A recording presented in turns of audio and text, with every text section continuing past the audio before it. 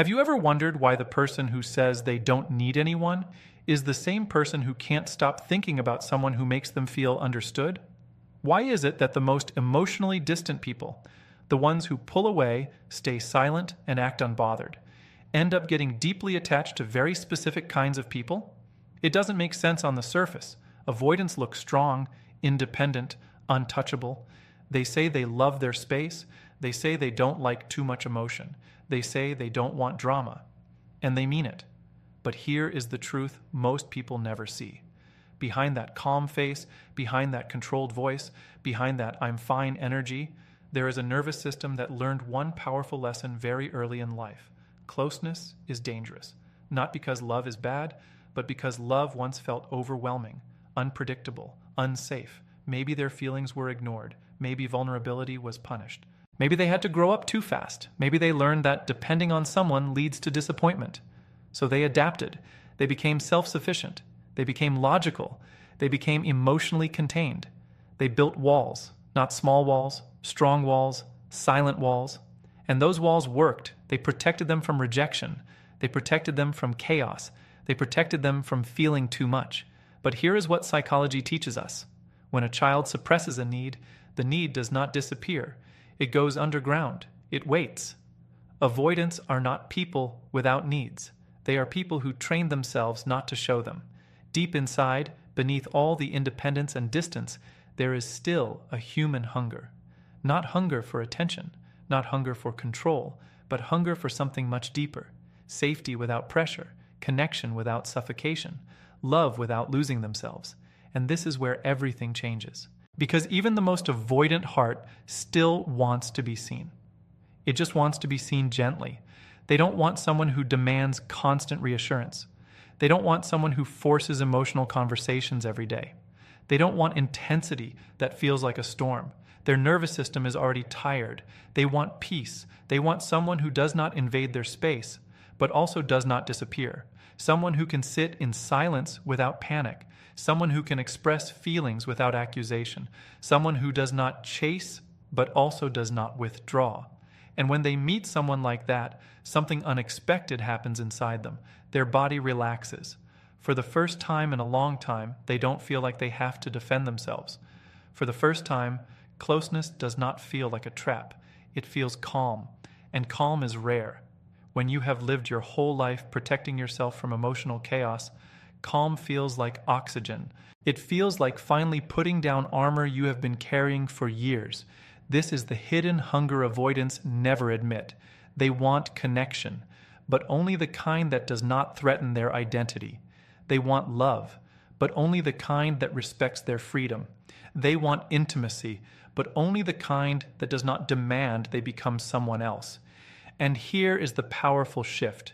The moment an avoidant feels emotionally safe without pressure, something in their brain lights up. The same brain that once said, "Stay away," now whispers, "Maybe this is different." That whisper is powerful. Because for someone who spent years convincing themselves they don't need anyone, discovering that they can feel safe with someone is life-changing. It challenges their entire identity. And identity is everything.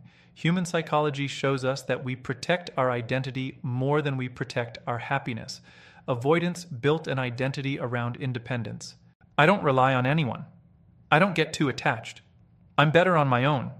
But when they meet someone who makes connection feel safe, their identity starts to crack, and cracks let light in.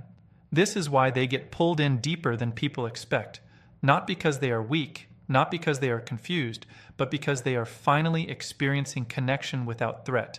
And when something heals a wound you have carried for years, you don't just like it, you attach to it. You hold on to it quietly. You think about it more than you admit. You replay conversations in your head. You feel the absence when it's gone. That is not neediness. That is a nervous system recognizing safety. If you understand this, you understand something most people never will. Avoidants are not heartless. They are hyperprotective. They are not emotionless. They are emotionally overloaded from the past. And when they find someone who communicates in a way that lowers their defenses instead of triggering them, it feels rare. And rare things become valuable. Now here is the promise. If you stay until the end of this video, you will understand exactly what communication style creates that sense of safety, why it feels addictive, and how this knowledge can either build powerful connection or destroy it completely. Because once you understand the psychology behind this pattern, you don't just see relationships the same way again. You see people differently. And when you see clearly, you move differently. And when you move differently, everything changes. Now think about this. If someone has spent years protecting their inner world, what kind of voice would make them slowly open the door? Not a loud one, not a demanding one, not a dramatic one, a steady one. After understanding the hidden hunger inside an avoidant heart, the next piece becomes clear. It is not intense passion that pulls them closer. It is emotional steadiness.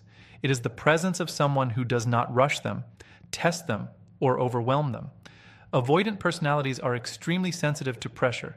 The moment they sense expectation, their body reacts before their mind does. Their chest tightens. Their thoughts become distant. Their instinct tells them to create space. This reaction is not personal, it is survival. Their nervous system learned long ago that too much emotional intensity equals loss of control, and control, to them, feels like safety. So when they meet someone who communicates in a grounded and balanced way, something unusual happens. Their system does not activate in defense. It does not prepare for impact. It does not look for an escape route. It stays calm, and calmness is powerful. The people who affect avoidance the most usually share certain traits. They speak clearly. They say what they feel without blame. They listen without interrupting. They respect silence. They do not push for instant answers. They allow space without turning it into punishment. This type of communication sends a strong message. You are free here. Freedom is magnetic to someone who fears being trapped.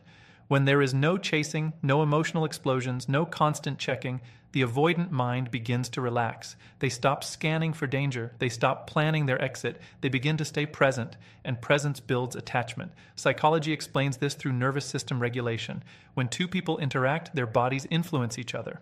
If one person is anxious, the other often absorbs that tension. But if one person is emotionally regulated, patient, and composed, that stability can calm the other. Avoidants respond deeply to that regulation. It feels like sitting near a quiet lake after living in a storm. They may not say it out loud. They may still act cool, but inside something shifts. They begin associating that person with ease, with mental clarity, with relief. Relief is addictive, not in a dramatic way, in a subtle way. They start looking forward to conversations. They appreciate the predictable tone. They notice how disagreements do not turn into chaos. They realize they are not being forced to perform emotionally. For someone who is used to defending their independence, this feels revolutionary. And here's the key part. The calm communicator does not try to fix them, does not analyze them, does not demand access to every hidden thought. They simply remain consistent. Their words match their actions. Their reactions stay balanced. Consistency builds trust. Trust lowers walls. Walls come down slowly, not in one moment, not in a grand confession, but in small steps. A longer text, a deeper answer, a shared memory, a slight vulnerability. These small openings matter because avoidants do not fall quickly. They lean in gradually. And every time they lean in without negative consequences, their brain rewires a little. It learns that closeness does not always mean pain. That lesson is life-changing. But here is where the attachment deepens even more. The calm communicator does not take distance personally. When an avoidant pulls back to recharge, they do not respond with anger. They do not accuse. They do not threaten to leave. They stay secure. This stability sends another powerful signal. Your need for space does not scare me. That message creates emotional safety at a level most people do not understand. When someone feels accepted without being chased, judged, or pressured, they begin to attach in a way that feels natural instead of forced. It is not about grand romantic gestures. It is about emotional environment. Avoidants become deeply connected to those who create an environment where they can breathe. And once they associate a person with breathing room, steadiness, and quiet understanding, the bond strengthens. They may still value independence. They may still need time alone. But now, their solitude includes thoughts of someone who does not threaten it. That is powerful. Because instead of feeling like they must choose between connection and autonomy, They experience both at the same time. And when someone experiences a relationship that does not challenge their core need for freedom, their defenses soften. They begin initiating more. They start sharing more details. They become protective of the bond, all because of communication that feels safe. This is not manipulation, it is regulation. It is emotional maturity meeting emotional caution. And when those two meet, something rare forms. The avoidant no longer feels like they are losing themselves. They feel like they are expanding. They are not being chased. They are being understood. They are not being cornered. They are being respected. And respect to them feels like love. This is why certain communicators stand out in their lives, not because they are louder, not because they are more intense, but because they are steady. In a world full of emotional noise, steadiness feels powerful. And when someone who fears losing control finds a connection that does not take it away, attachment grows naturally, quietly, deeply, strongly. That is how the hook begins, not with drama, with peace. And this is where everything turns, because what begins as comfort can slowly become something far more intense. When a person who has guarded their emotions for years finally finds someone whose presence feels balanced and secure, their system does something unexpected. It attaches not through fireworks, not through obsession at first sight, but through relief, through the absence of threat, through the quiet experience of feeling emotionally settled. That settled feeling becomes important. The human brain is wired to repeat experiences that reduce stress. When tension drops, the body rewards itself. Chemicals linked to bonding and pleasure are released.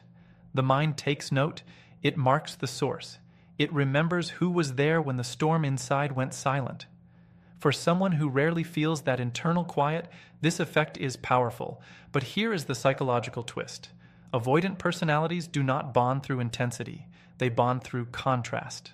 If their past relationships were filled with pressure, emotional highs and lows, or constant demands, then a grounded connection feels dramatically different.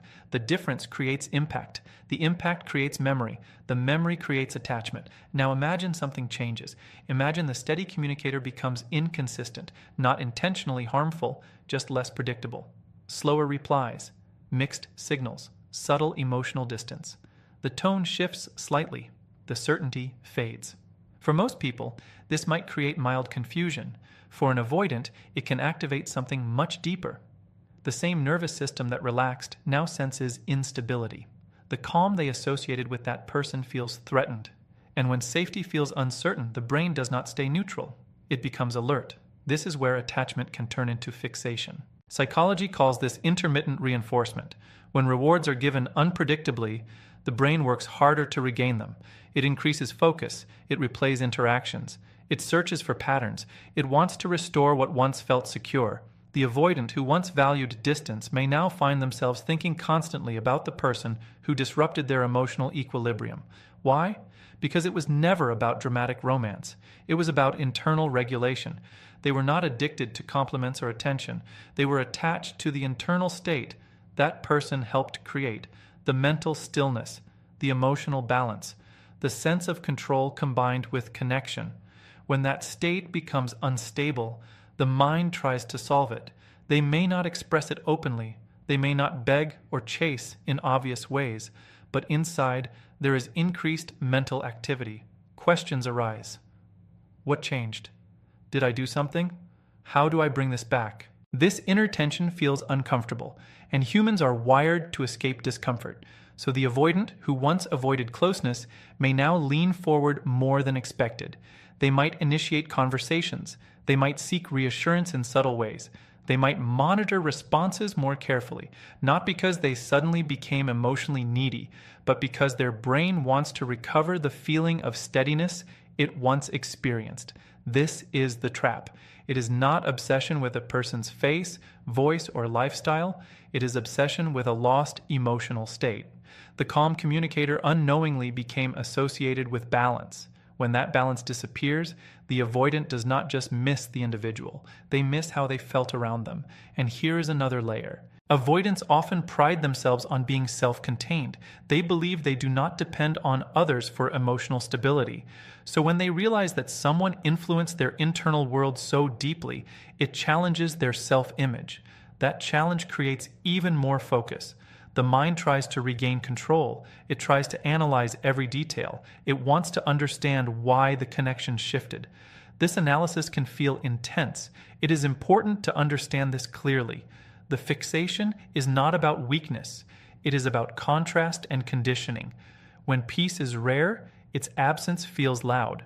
When stability is new, its removal feels threatening. And because avoidants are not used to confronting these internal waves directly, the experience can feel overwhelming. They may withdraw outwardly while thinking inwardly. They may act detached while feeling unsettled inside. The conflict between their external calm and internal restlessness increases the mental loop. The more unpredictable the interaction becomes, the stronger the loop can grow. Uncertainty stimulates the brain's reward system in a powerful way. It keeps attention locked. It creates anticipation. It fuels imagination. It increases emotional investment. This is how a grounded connection can transform into a psychological attachment that feels almost addictive. Not through drama, through inconsistency after stability. And this explains something many people misunderstand. Avoidants do not become attached because someone chased them relentlessly. They become deeply focused when someone first made them feel secure, then became unpredictable. The brain wants resolution. It wants to restore the original sense of order. And until it does, it keeps searching. This cycle can either become destructive or transformative. If awareness is missing, the avoidant may stay trapped in confusion, trying to regain a feeling instead of building something healthy. But if awareness is present, something powerful can happen. They can recognize that what they truly seek is not a person's approval. It is emotional steadiness. It is internal balance. It is connection without chaos. And once that realization begins to form, growth becomes possible, because the real breakthrough is understanding that safety should not depend on unpredictability. True strength is learning to create internal calm rather than chasing it in someone else. And that realization changes everything. Now everything becomes clear. What looked like emotional detachment was never a lack of depth. What looked like indifference was never absence of feeling. It was protection. It was adaptation. It was survival shaped by old experiences. And once you see that, the real lesson begins. If you recognize yourself in this pattern, understand this truth with strength. You are not craving a person. You are craving inner stability. You are searching for a connection that does not threaten your sense of self. You want closeness that does not feel like surrender. There is nothing wrong with that desire. Every human being wants connection without losing identity. The difference is that avoidant personalities learn to protect identity at all costs. Independence became armor. Emotional control became a shield. Distance became a strategy. But armor is heavy. Shields block not only danger, but also warmth. Growth begins when you realize that safety does not have to come from keeping everyone at a distance. Real security comes from building strength inside yourself. When you develop the ability to regulate your own emotions, you no longer depend on someone else's behavior to feel steady. This is maturity. When you can sit with discomfort without running, when you can express needs without fear of being trapped, when you can handle closeness without panic, you step into a higher level of emotional power. And power is not about controlling others. It is about mastering yourself. If you are the person who naturally communicates with balance and composure, understand your influence. Your grounded energy has impact. Your ability to remain centered affects those around you. But with that influence comes responsibility. Do not use emotional steadiness as a tool to create dependency. Do not offer warmth only to withdraw it. Do not turn predictability into a game. True strength is not measured by how deeply someone becomes attached to you. It is measured by how safe they feel growing beside you. Healthy connection is not about creating hunger. It is about building trust. It is about showing that closeness and freedom can exist together without conflict. When two people bring awareness into a relationship, something powerful forms. One person learns that intimacy does not erase identity. The other learns that consistency should not be used to control outcomes. Both grow. And growth is the real goal. Attachment styles are not life sentences. They are patterns shaped by history. Patterns can change. Brains can rewire. Emotional responses can evolve. But evolution requires courage. It requires facing the fear of losing control. It requires admitting that independence alone does not create fulfillment. It requires stepping into vulnerability without seeing it as weakness. Vulnerability is not surrender. It is alignment. It is choosing honesty over protection. It is allowing yourself to be known without hiding behind distance. When you choose that path, relationships transform. Instead of chasing the return of a feeling, you start creating stability within. Instead of reacting to every shift in tone, you respond with awareness. Instead of fearing closeness, you approach it with boundaries and clarity. That is emotional evolution. And when you reach that level, something remarkable happens. You no longer become fixated on people who disrupt your balance. You are drawn toward those who match your growth. You stop looking for someone to calm your nervous system. You become calm on your own. Then you connect from strength, not from need. This changes the dynamic completely, because when you do not depend on another person to feel secure, love becomes a choice instead of a coping mechanism. Choice is powerful. It means you stay not because you fear losing peace, but because the connection adds value to a life that is already stable. It means you communicate openly without fear of being controlled. It means you allow space without seeing it as abandonment. This is what secure attachment looks like. It is not perfect. It is not without challenges, but it is rooted in awareness. It is grounded in respect. It is built on mutual understanding. And this is the final transformation. Avoidants are not destined to repeat cycles of distance and fixation. Calm communicators are not meant to carry the emotional weight of others. Both can rise to a higher level. The journey begins with recognizing the pattern. It deepens with accountability, it strengthens with practice, and it solidifies with intention.